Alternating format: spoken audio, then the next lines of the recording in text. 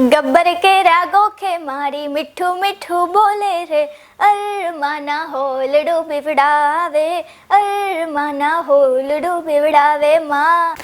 नमस्कार, હું અપેક્ષા બાઝાલા રામાણી ઇન્સ્ટિટ્યૂટ વતી શરૂ કરાયેલી આ નવી સિરીઝ એટલે કે માહિતીની માયાજાળમાં આપનું સ્વાગત કરું છું। તો હા, સાચી વાત છે તમારી। આ ગીત પર નવરાત્રીમાં ટીમલી રમવાની ખૂબ જ મજા આવે છે અને હોશે હોશે બધા ટીમલી રમીએ પણ છીએ, પરંતુ ટીમલી ખરેખર શું છે એ ખબર છે ખરી? આજની જનરેશન ડિસ્કોમાં વધુ માને છે, એટલે જ તો હવે ગરબાની જગ્યાએ ડિસ્કો દાંડિયા આવી ગયું છે। પણ મિત્રો, આજે હું તમને આપણી સંસ્કૃતિની એક નાની ઝલક અને તેના ભાગરૂપે એક લોકનૃત્ય એટલે કે ટીમલી તેના વિશે કહીશ। તો આવો ટીમલી વિશે થોડું અવનવું અને અટપટું જાણીએ માહિતીની માયાજાળમાં।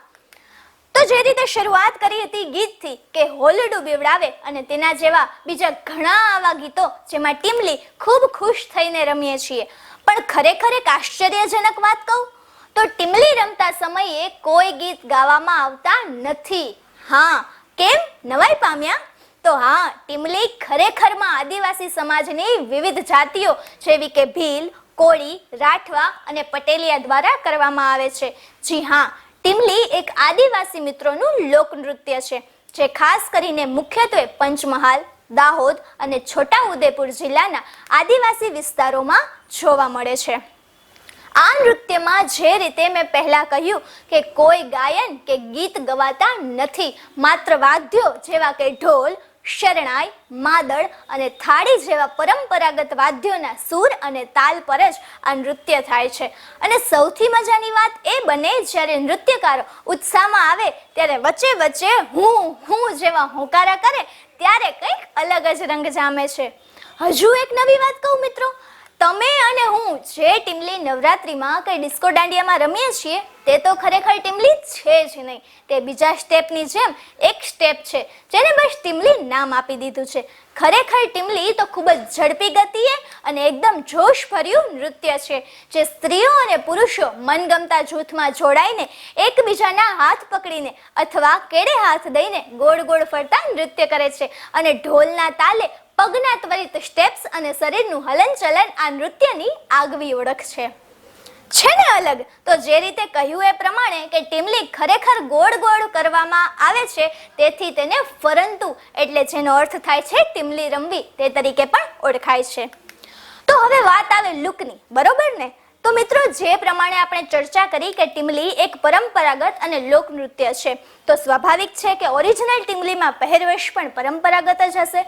તો હા, ટીમલી રમતી મારી આદિવાસી બહેનો છે તે ચણિયા ચોળી અને રૂપાના એટલે કે ચાંદીના ભારે ઘરેણા પહેરે છે।